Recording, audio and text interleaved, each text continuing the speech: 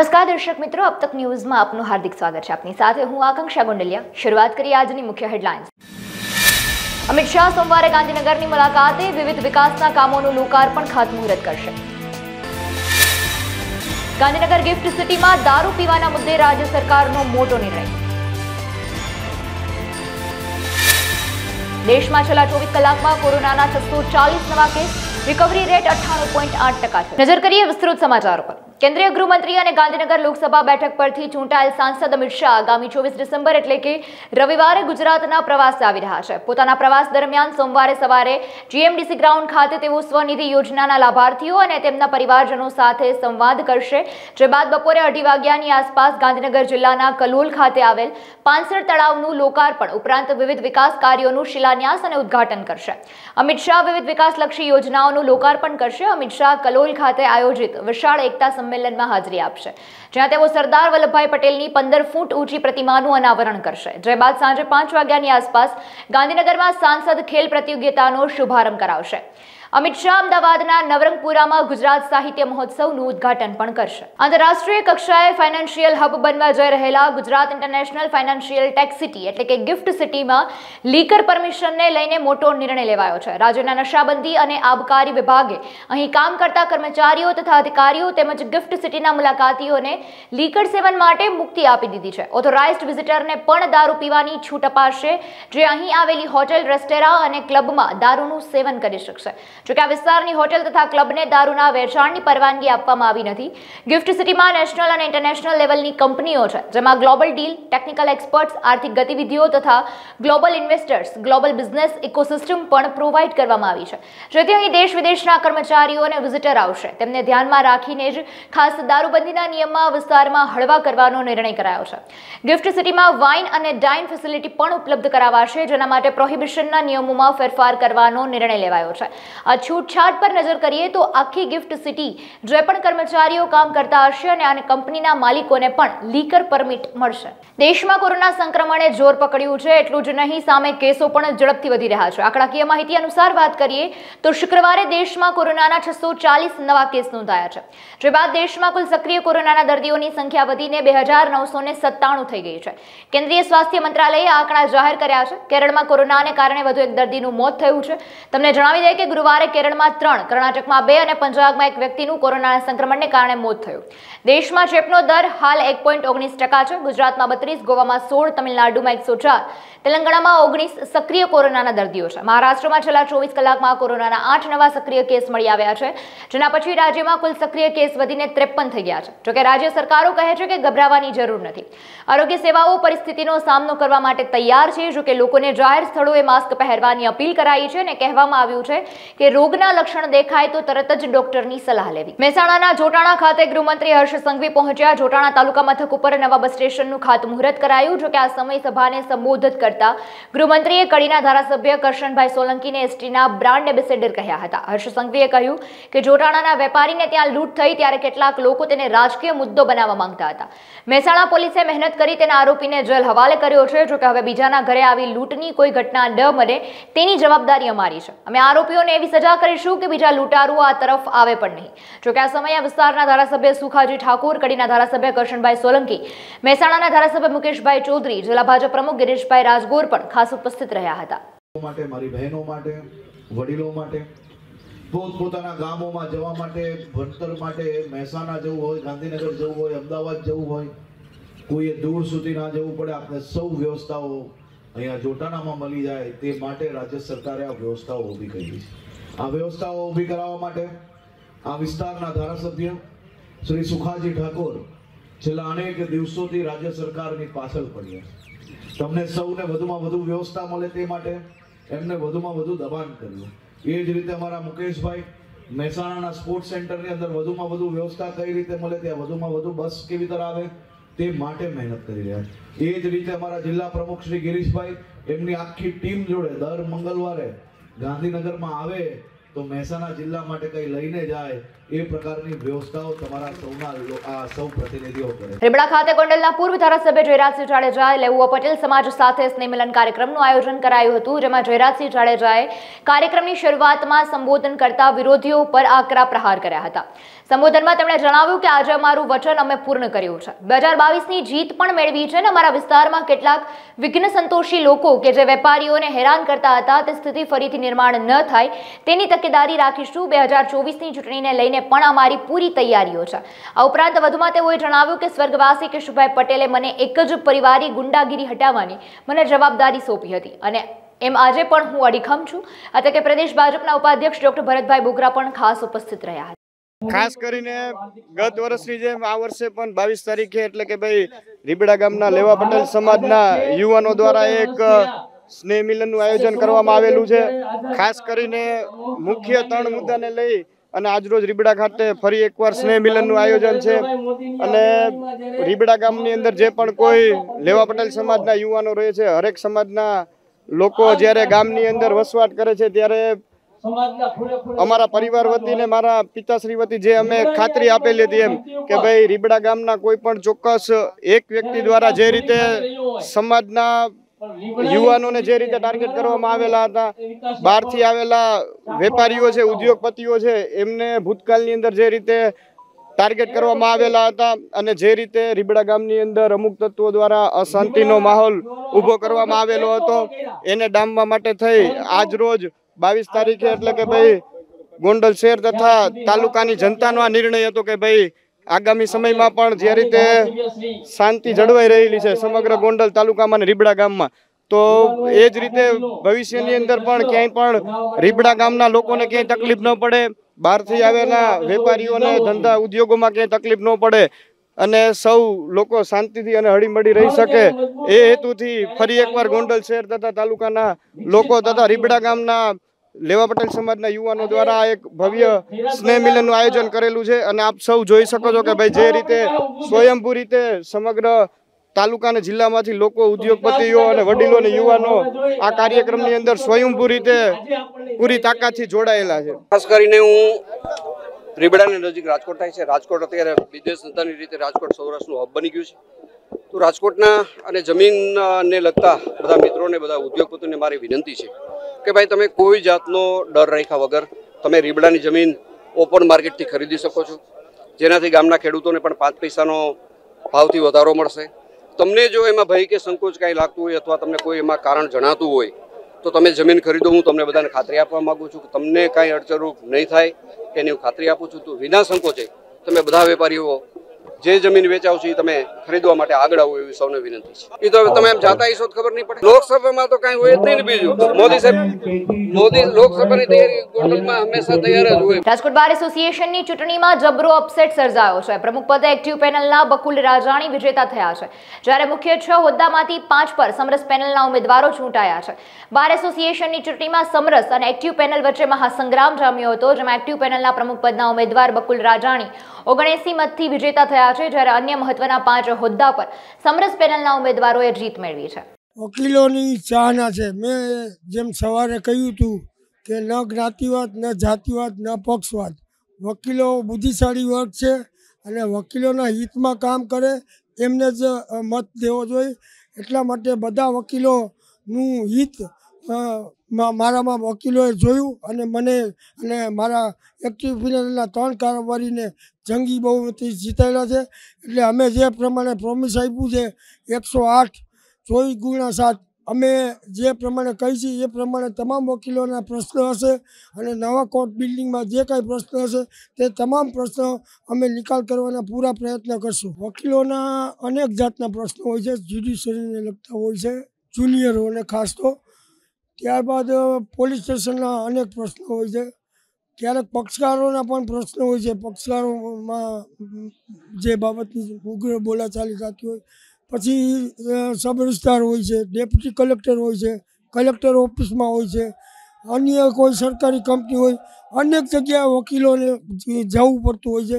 ત્યાં પડતી મુશ્કેલીઓનો જે ગયા વર્ષે પડી તે અમારા ધ્યાનમાં આવી છે તે તમામ મુશ્કેલીઓ દૂર કરવા અને પૂરા પ્રયત્ન કરશું. નવા કોર્ટ સંકુલનું બિલ્ડિંગ 100% હાઈકોર્ટ તથા મુખ્યમંત્રી ત્યાંથી નક્કી થશે અને અમારા ડિસ્ટ્રિક્ટ જજ સાહેબ નક્કી કરશે.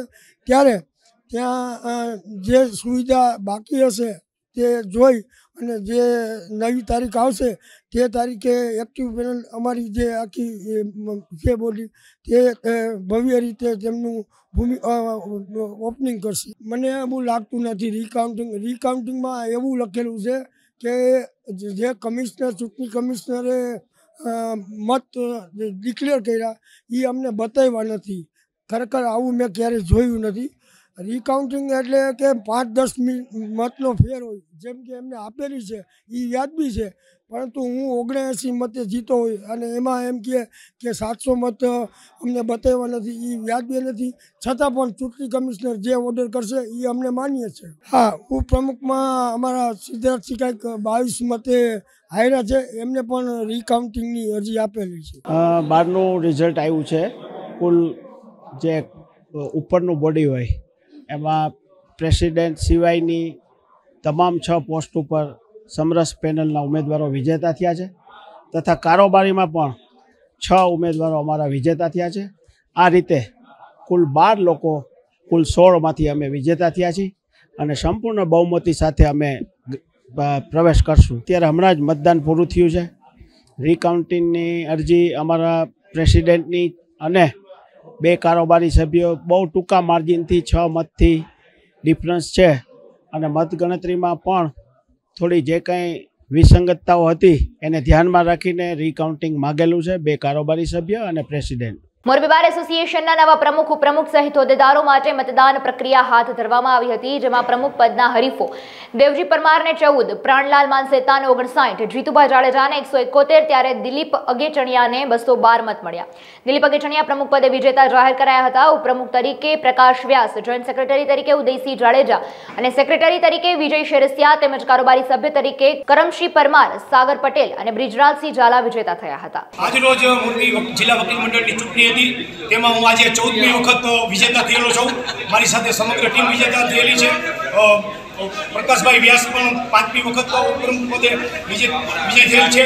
વિજયભાઈ શેરસિયા પણ વિજય થયેલ છે અને 6 વખત જાડેજા ઉદયસિંહ પણ મારી સાથે વિજય થયેલ છે. અને કારોબારી સભ્યોમાં બીજી ટર્મ માટે બિજરાજસિંહ, કરમસિંહભાઈ પરમાર અને સાગરભાઈ પટેલ પણ વિજેતા થયેલ છે. રસાકસી ખૂબ જ થયેલી અને મોટી જંગી બહુમતીથી ઐતિહાસિક વિજય મારો થયો છે 14મી વખત અને 50ની આજુબાજુ મતથી વિજેતા બનેલ છું. શાશ્વત ફાઉન્ડેશન અને સ્વનિર્ભર શાળા સંચાલક મંડળ રાજકોટ બેડીપરા ઝોનના સંયુક્ત ઉપક્રમે સુપર સ્કૂલ આઈડિયલ ટેલેન્ટ શોનું આયોજન કરવામાં આવ્યું છે, જેમાં વિસ્તારની 70 સ્કૂલના વિદ્યાર્થીઓ પોતાના કલા અને કૌશલ્યનું પ્રદર્શન કરશે. 6 કેટેગરીમાં આયોજન કરાશે અને 6 કેટેગરી માટે 500 થી 600 વિદ્યાર્થીઓ પોતાનું કૌશલ્ય લોકો સુધી પહોંચાડશે.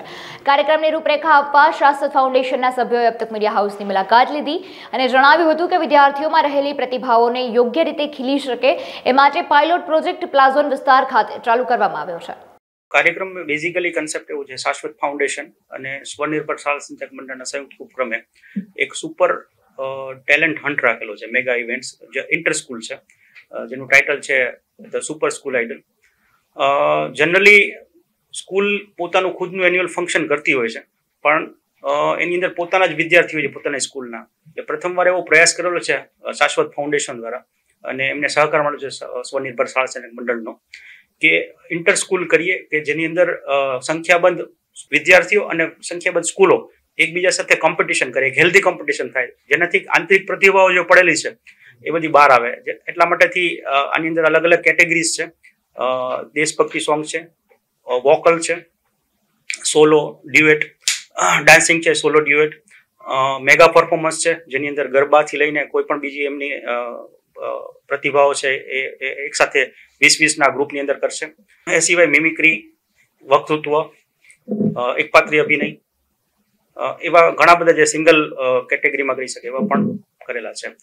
60 થી 70 જેટલી સ્કૂલો આની અંદર પાર્ટિસિપેટ કરી રહી છે. 500 થી 600 વિદ્યાર્થીઓ જેની અંદર પાર્ટિસિપેટ કરી રહ્યા છે અલગ અલગ કેટેગરીઝમાં. આનાથી એક ફાયદો એ થશે કે વિદ્યાર્થીઓની જે આંતરિક પ્રતિભાઓ પડેલી છે તો એ એક મંચ ઉપર આવશે. અત્યાર સુધી એક મંચ મળતો હતો એમને, પણ પોતાની સ્કૂલનો જ મંચ મળતો હતો. એક સ્કૂલમાંથી બીજી સ્કૂલ વાળા જોઈ નતા શકતા. અત્યારે એક જ જગ્યાએથી દરેક સ્કૂલ કરશે તો ખ્યાલ આવશે કે આ સ્કૂલની અંદર આવી પ્રતિભાઓ પડેલી છે, આ સ્કૂલમાં આવી પ્રતિભાઓ પડેલી છે. ઓબ્જેક્ટિવ અને હેતુ માત્ર એવો જ છે શાશ્વત ફાઉન્ડેશનનો. અત્યારે જે બેડીપરા વિસ્તાર જ રાખેલો છે, ટાર્ગેટ કરેલો છે. કોમ્પિટિશન જેવું જ છે. એટલે જ્યુરી મેમ્બર્સ હશે, 5 થી 7 જ્યુરી હશે, અને એમાંથી જે બેસ્ટ હશે અલગ અલગ કેટેગરીઝમાં એમાં 1, 2, 3 નંબર આપવામાં આવશે. આપણે અત્યારે 6 કેટેગરી છે ટોટલ. દરેક ક્ષેત્રના નિષ્ણાંત હશે. જેમ ક્લાસિકલ હશે તો ક્લાસિકલ બેઝમાં જે નોલેજ ધરાવતા હશે, ડાન્સિંગની અંદર જે નોલેજ ધરાવતા હશે, અભિનયમાં જે નોલેજ ધરાવતા હશે, એવા જ્યુરી મેમ્બર છે. વિદ્યાર્થીઓ સર, અત્યારના જે વિદ્યાર્થીઓ છે એની અંદર પોતાની પ્રતિભાઓ ખૂબ જ પડેલી છે. એજ્યુકેશનની અંદર પણ એટલા ખૂબ જ સક્સેસફુલ છે. સાથે સાથે પોતાની સ્પોર્ટ્સ થી લઈને પોતાની જે બીજી પણ ઇનર ટેલેન્ટ છે એને કોઈ એવું પ્લેટફોર્મ હજી સુધી મળે છે. ગવર્મેન્ટ પણ ઘણું કરે છે, પોતાનું કામ કરે છે, પણ એવા હજી વધુ ને વધુ આવી રીતના એન્ટરપ્રાઇઝીસ છે, આવા ગ્રુપ છે, સોશિયલ ગ્રુપ છે, એ વધુ ને વધુ એ લોકોને પ્રોત્સાહિત કરે તો બની શકે કે ભવિષ્યની અંદર આપણે ત્યાંથી પણ કોઈ લતા મંગેશકર થઈ શકે, આપણે ત્યાંથી પણ કોઈ સારામાં સારા ડાન્સર છે કે એ પણ આવી શકે. પણ એક એવી પ્લેટફોર્મ આપવાની જરૂર છે. આના પછીનો અમારો જે છે એ મેડિકલ એક્સપો છે માર્ચ મહિને અટલ બિહારી વાજપેયી હોલની અંદર, અને 24 તારીખે રવિવારે રાત્રે 8 વાગ્યાથી લઈને 12:30. પંચમહાલ, બનાસકાંઠા અને પાટણ જિલ્લા બાદ હવે મહેસાણા જિલ્લામાં પણ ખાણ અને ખનિજ વિભાગના અધિકારીઓનું જાસૂસી કાંડ સામે આવ્યું છે. મહેસાણા જિલ્લાના ખાણ અને ખનિજ અધિકારી મિત પરમારે 4 વોટ્સએપ ગ્રુપ શોધી કાઢ્યા છે, જેમાં સમગ્ર રાજ્યના ખાણ અને ખનિજ વિભાગના અધિકારીઓની રેકી કરવામાં આવતી હતી. એસપી રિંગ રોડ જય શ્રી રામ નામના વોટ્સએપ ગ્રુપમાં કયા અધિકારી કયા સ્થળે નીકળ્યા, કયા અધિકારી કઈ ગાડીમાં છે, કઈ તરફ જઈ રહ્યા છે તેની પડની માહિતી શેર કરવામાં આવતી હતી. મહેસાણા ખાણ અને ખનિજ વિભાગના અધિકારીઓ આ મામલે દિનેશ અને સંજય વણજારા નામના 2 શખ્સ સામે હાલ શહેર ડિવિઝન પોલીસ મથકે ફરિયાદ નોંધાઈ છે. ખાણ અને ખનિજ વિભાગના અધિકારીઓએ પોલીસને રાજ્યના વિવિધ વોટ્સએપ ગ્રુપના ડેટા અને વોઇસ મેસેજ પુરાવા સ્વરૂપે રજૂ કર્યા છે. પોલીસે આ જાસૂસી કેટલા સમયથી થઈ રહી છે તે દિશામાં હાલ આગળની તપાસ હાથ ધરી છે. મહેસાણા ભૂસ્તરશાસ્ત્રી કચેરી દ્વારા ફરિયાદ આપવામાં આવેલ છે. ફરિયાદની હકીકત મુજબ તેઓને 2 વ્યક્તિના એવા મોબાઈલ હાથ લાગેલા, જે મોબાઈલ એમણે ચેક કરતા મોબાઈલની અંદર અલગ અલગ વોટ્સઅપ ગ્રુપ જોવા મળેલ છે. આ વોટ્સઅપ ગ્રુપનો ઉપયોગ સરકારી અધિકારીઓ, ખાણ ખનીજના અધિકારી, આરટીઓના અધિકારી, અન્ય ડિપાર્ટમેન્ટના અધિકારીઓ, આ અધિકારીઓની ગાડીઓ ક્યાં જાય છે, ક્યાં આવે છે, એ લોકોના લોકેશન ક્યાં છે વગેરે માહિતીઓ આ ગ્રુપની અંદર પૂરી પાડવામાં આવતી હતી.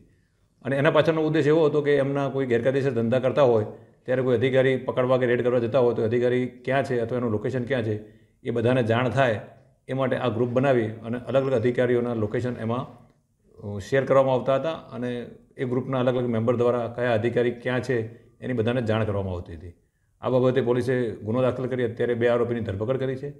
આ ગ્રુપના અન્ય સભ્યો કોણ છે, એ લોકો આ ગ્રુપમાં કેટલા એક્ટિવ હતા, આ ગ્રુપ બનાવવા પાછળના બીજા ઉદ્દેશ શું છે, કઈ ગેરકાયદેસર પ્રવૃત્તિઓ ચાલી રહી હતી, આ તમામ પાસાઓની તપાસ અત્યારે પોલીસે હાથ ધરેલ છે. અલગ અલગ 2-3 વોટ્સઅપ ગ્રુપ જોવા મળ્યા છે. એક ગ્રુપ એવું પણ છે જેમાં મહેસાણા જિલ્લા સિવાય અન્ય જિલ્લાની માહિતી પણ એમાં શેર કરવામાં આવી રહેલી હતી. આ જ પ્રકારના ગુના છેલ્લા કેટલાક સમય દરમિયાન અન્ય જિલ્લાઓમાં પણ દાખલ થયેલા છે. તો પોલીસે આ તમામ પાસાઓની તપાસ અત્યારે હાથ ધરેલ છે. કેટલા સમયથી આ લોકો કરતા હશે તપાસમાં બહાર આવ્યું છે? અત્યારે ગ્રુપ જોતાં છેલ્લા 3-1 મહિનાથી તો ચાલતું એવું લાગે છે, છતાં બી તમામ ચેટ અને એનો અભ્યાસ કરી અને ખરેખર કેટલા સમયથી આ સ્કેન્ડલ ચાલતું હતું અને એની પાછળનો સાચો ઉદ્દેશ શું હતો, કઈ ગેરકાયદેસર પ્રવૃત્તિ થઈ રહી હતી, એ તમામ પાસાઓની પોલીસ ઊંડાણપૂર્વક તપાસ કરશે અને તમામ આરોપીઓને ઝડપી પાડી આગળની કાયદેસરની કાર્યવાહી કરવામાં આવશે. વલસાડ ઉમરગામ તાલુકાના ભિલાડ સામૂહિક આરોગ્ય કેન્દ્ર ખાતે 40 લાખના ખર્ચે બનેલ ન્યૂબોર્ન બેબી કેર યુનિટનું લોકાર્પણ નાણામંત્રી કનુભાઈ દેસાઈએ કર્યું. ઓછા વજનવાળા કે ઓછા સમયમાં જન્મેલા નાજુક બાળકો માટે જિલ્લાનું બીજું અદ્યતન બેબી કેર યુનિટ લોકોને મળ્યું. આ બેબી કેર યુનિટ વલસાડ કે વાપી સુધીની દોડ હવે લગાવી નહીં પડે અને નાજુક પરિસ્થિતિના બાળકોને અદ્યતન સારવાર અને સુવિધા ઘર આંગણે જ મળી રહેશે. ગુજરાતની બોર્ડર સાથે સંકળાયેલ મહારાષ્ટ્રના ગામડાઓના ગરીબોને પણ આનો લાભ મળશે. સુરતના ઉત્તરાણ વિસ્તારમાં આવેલ સુમન સંગાથ આવાસ, સુમન સહકાર આવાસ અને ઉત્તરાણ મોટા વરાછા રોડના સુમન સાથ આવાસમાંથી થોડે દિવસે ફાયર સેફટીના સાધન જેવા કે પિત્તળની ગન, વાલ્વ અને કપલ વગેરે મળી કુલ 2.51 લાખના મત્તાની ચોરી કરનારને પોલીસે સીસીટીવીના આધારે ઝડપી લીધા છે. ઉત્તરાણમાં આવાસના 10 બિલ્ડિંગમાં ફાયર સેફટી વાલ અને ગનની ચોરી કરનાર ઝડપાયો છે. સુમન સાથ આવાસની 10 બિલ્ડિંગોમાંથી તસ્કરો 2.5 લાખના ફાયર સેફટીના સાધનોની ચોરી કરી ગયા હતા. જોકે આ દિશામાં ધરપકડ કરી પોલીસે આગળની તપાસ હાથ ધરી છે. ગઈ તારીખ 7 અને 8/12/23ના રોજ ઉત્તરાયણ અને મોટા વરાછા વિસ્તારની અંદર આવેલ સુમન સાત, સુમન સંઘાત, સુમન સહકારની બિલ્ડિંગોમાંથી ફાયર સેફ્ટીના સાધનો, જે ફાયર સેફ્ટીની પાઇપ હોય તેની ગન તેમજ તેના જોડવા માટેના વાલ, એના કપલર એમ અલગ અલગ વસ્તુઓ કરીને કુલ 2,71,000નો મુદ્દામાલ ચોરી થયેલ હતો, જે બાબતે ઉત્તરાયણ પોલીસ સ્ટેશનની અંદર 20/12/23ના રોજ ફરિયાદ લેવામાં આવેલ હતી. જેના આધારે ઉત્તરાયણ પોલીસે તપાસ ચાલુ કરી એક ઇસમને, જેનું નામ નીતિનભાઈ જયસુખભાઈ રાદડિયા, ઉંમર વર્ષ 33, રહેવાસી ડિંડોલીનો, તેને આ ચોરીમાં ગયેલ મુદ્દામાલ સાથે પકડી પાડી તેની પાસેથી લગભગ 2,51,000 જેટલો મુદ્દામાલ રિકવર કરવામાં આવેલ છે અને ઉત્તરાયણ પોસ્ટેમાં દાખલ થયેલ બંને ગુના શોધી કાઢવામાં આવેલા છે. આ ઉપરાંત સદર ચોર સરથાણા પોસ્ટે વિસ્તારમાં પણ આવેલ આવાસમાંથી ચોરી કબૂલતો હોય સરથાણા પોલીસ સ્ટેશન વિસ્તારમાં પણ ગુનો દાખલ કરવા માટે તજવીજ કરવામાં આવેલ છે. તેના પોલીસ સ્ટેશનના રેકોર્ડ પર જોતાં અગાઉનો કોઈ તેનો ગુનાહિત ઇતિહાસ જણાઈ આવેલ નથી. આરોપીએ પોતાની કબૂલાતમાં જણાવેલ છે કે શરૂઆતમાં તે હીરા ઘસવાનું કામ કરતો હતો, ત્યારબાદ સાડીઓમાં સ્ટોન લગાવવાનું કામ કરતો હતો, જ્યાં તેને 10થી 12 લાખનું દેવું થઈ ગયેલું. તે દરમિયાન તેને ઘરમાંથી કાઢી મૂકવામાં આવેલો, તેના મિત્ર સાથે રહેતો હતો અને દેવું થઈ ગયેલું હોવાથી આ ચોરીના રવાડે ચડેલ હતો તેવું જણાવે છે. મોરબી જિલ્લાના વાંકાનેરમાં મુખ્ય માર્ગ ઉપર દબાણ હટાવવા કામગીરી કરવામાં આવતા ટોળા ઉમટી પડ્યા હતા, જેમાં માર્કેટ ચોક, હરિદાસ રોડ સહિત મુખ્ય માર્ગ ઉપર ટ્રાફિકને નડતરરૂપ વર્ષો જૂના ઓટલા જેસીબીથી તોડી પાડવામાં આવ્યા હતા. આ કામગીરી દરમિયાન પોલીસના ચુસ્ત બંદોબસ્ત સાથે કરવામાં આવી હતી. અનેક દુકાનોના ઓટલા તોડી પાડવામાં આવતા માર્ગો પર ટોળા ઉમટી પડ્યા હતા. કામગીરી દરમિયાન ચીફ ઓફિસર ગિરીશ સરૈયાએ જણાવ્યું, નોટિસ આપ્યા બાદ કામગીરી કરવામાં આવી. વાંકાનેરના મુખ્ય માર્ગ ઉપર આ રીતે વર્ષો જૂના ઓટલાના દબાણો જેસીબીથી તોડી પાડવામાં આવતા અનેક વિતર્કો પણ વહેતા થયા હતા. મોરબી જિલ્લાના વાંકાનેરમાં આજરોજ નગરપાલિકા દ્વારા અચાનક ડિમોલિશન કામગીરી હાથ ધરવામાં આવી હતી, જેમાં શહેરના મુખ્ય માર્ગો ઉપર ટ્રાફિકને નડતરરૂપ અને ગેરકાયદેસર કરેલા ઓટલા અને દબાણો સહિતના દબાણો દૂર કરવામાં આવ્યા હતા. ત્યારે મુખ્ય માર્ગો પર ઠેર ઠેર લોકોના ટોળા ઉમટ્યા હતા અને તમામ મુખ્ય માર્ગો પર આજરોજ ડિમોલિશન કામગીરી હાથ ધરવામાં આવી હતી. ત્યારે શા માટે અચાનક જ આ કામગીરી શરૂ કરવામાં આવી? ત્યારે આપણી સાથે જે વાંકાનેર નગરપાલિકાના ચીફ ઓફિસર ગિરીશ સરૈયા સાહેબ, વાંકાનેરમાં જે અચાનક જ ડિમોલિશન હાથ ધરવામાં શું કારણ છે? વાંકાનેર શહેરમાં મુખ્ય રસ્તાઓ પર ટ્રાફિકને અડચણરૂપ જે લારી હોય, ગલ્લા હોય, રસ્તા હોય એ દૂર કરવા માટે દિવાળી પહેલાં પણ નોટિસો અને જાહેર સૂચનાઓ શહેરની અંદર ટ્રાફિકના અડચણના હિસાબે ઘણા બધા લોકોને તકલીફો પડતી હતી અને આ બાબતે લોકોને સાવચેત પણ કરવામાં આવ્યા હતા. 4 દિવસ પહેલાં પણ અમે એક ડ્રાઈવ કરી હતી અને ડ્રાઈવના અંતે ફરીથી એ લોકો હટાવવામાં આવી ગયા હતી અને ભવિષ્યમાં શહેરની અંદર લોકોને સુવ્યવસ્થિત પાર્કિંગ જગ્યાઓ આપવા માટે બરાબર રસ્તાઓમાં લોકોને કે એમના બાઇકો કાર પાર્ક કરી શકે એ માટે આ નિર્ણય ઉપાડવામાં આવી છે. વાંકાનેર નગરપાલિકા વિસ્તારમાં જ્યાં પણ જાહેર રસ્તા હજુ પણ દબાણો અને કાયદેસર રીતે કાર્યવાહી કરવામાં પણ આવશે અને લોકોને અપીલ છે કે લોકોને મદદરૂપ થવા માટે જાહેરમાં અડચણરૂપ કોઈ પણ દબાણ ન કરે. સાહેબ, આ ડિમોલિશન કામગીરી હજી વાંકાનેરમાં કેટલો સમય ચાલશે? ડિમોલિશન પ્રક્રિયા છે એ નગરપાલિકાની પોતાની એક કામગીરીનો ભાગ છે. જ્યારે પણ નગરપાલિકાને આ પ્રકારના દબાણો દૂર કરવાની કામગીરી કરવામાં આવે તો આટલા આપણી સાથે વાંકાનેરના ચીફ ઓફિસર ગિરીશ સરૈયા સાહેબ, અને તેમને જણાવ્યું હતું કે એક નગરપાલિકાની કામગીરીના ભાગરૂપે આજે આ ડિમોલિશન કામગીરી કરવામાં આવી છે.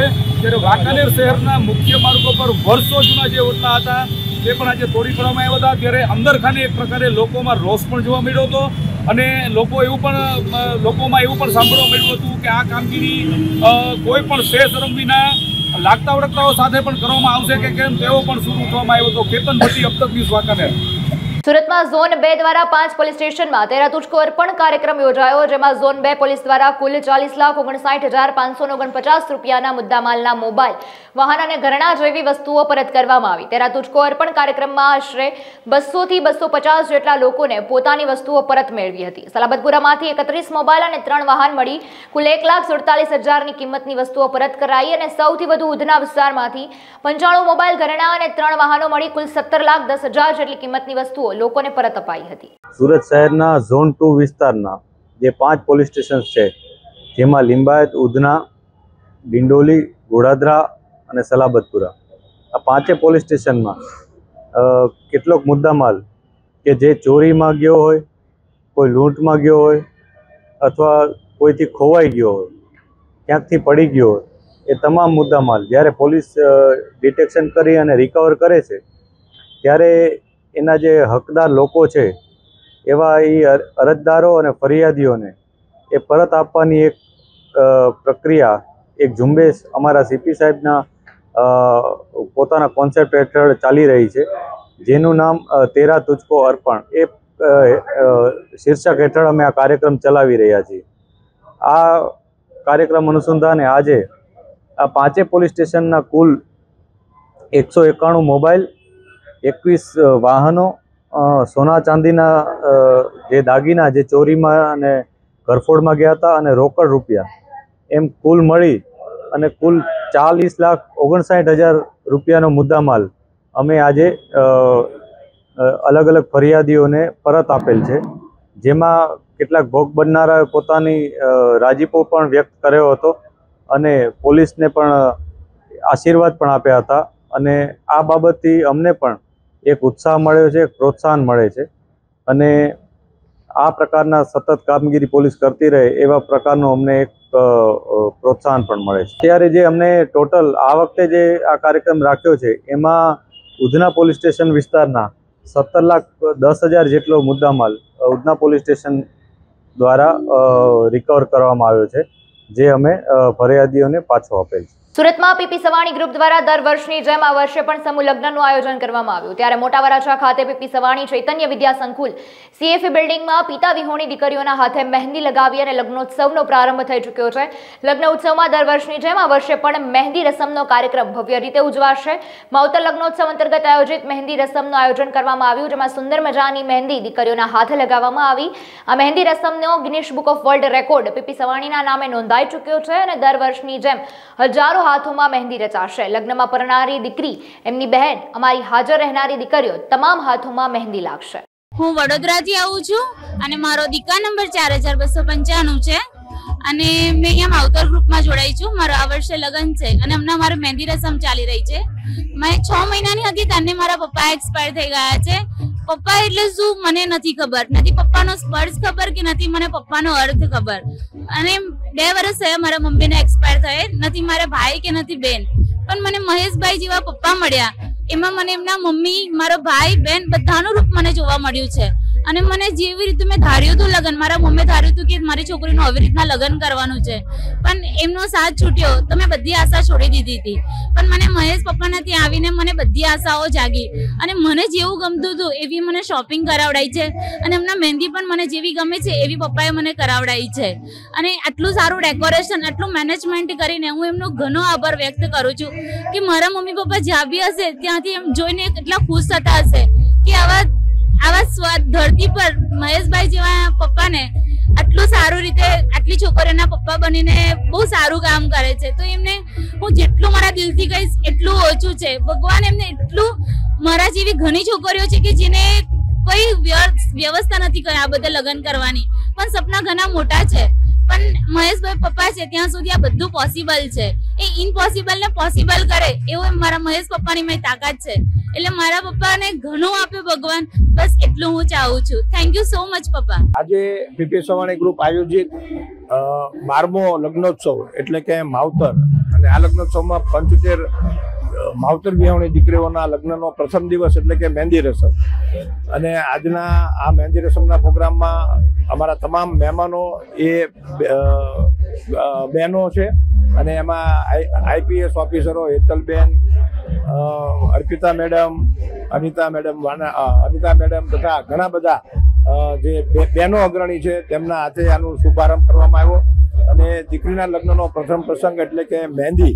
અમારી દરેક દીકરીઓના હાથોમાં મહેંદી લાગશે. તેમની દીકરીઓની સગી બહેનો, એમના સગા ભાભીઓ અને અમારી જૂની દીકરીઓ આજે આખો દિવસ આ બધી દીકરીઓ એકબીજાની ઓળખાણો કરશે, એકબીજા સાથે હળીમળીને એમના દુઃખને દૂર કરવા માટેની જે આ શરૂઆત છે. અને આજે એમના હાથોમાં મહેંદી લાગ્યા પછી તારીખ 24/12 અને રવિવારે સાંજે આ દીકરીઓના લગ્નનો શુભારંભ થશે. હાલ સમાચારોમાં બસ આટલું. ફરી મળીશું નવા સમાચારો સાથે. નમસ્કાર.